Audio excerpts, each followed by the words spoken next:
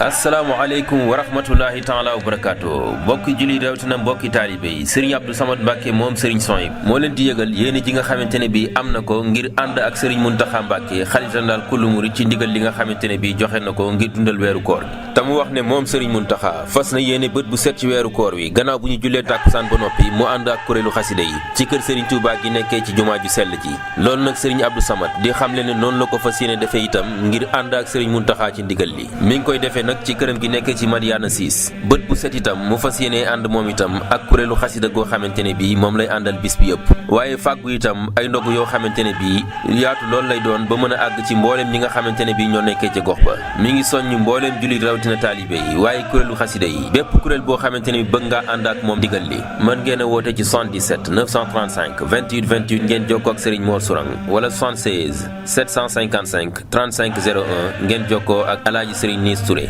76 755 35 01 ci kërëb gi nekkee ci Madiana 6 wassalaamu aleykum wa rahmatullahi taala wa barakaatuhu